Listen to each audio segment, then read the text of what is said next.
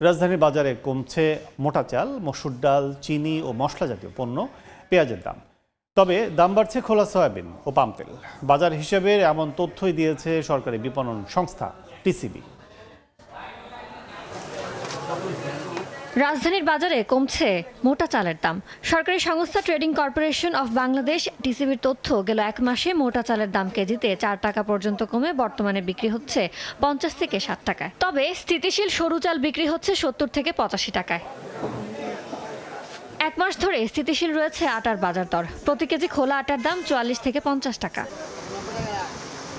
বাজারে বাড়ছে খোলা সয়াবিন তেলের দাম। বর্তমানে প্রতি লিটার বিক্রি হচ্ছে 175 থেকে 185 টাকায়। এক মাস আগে যা ছিল 172 থেকে 185 টাকা।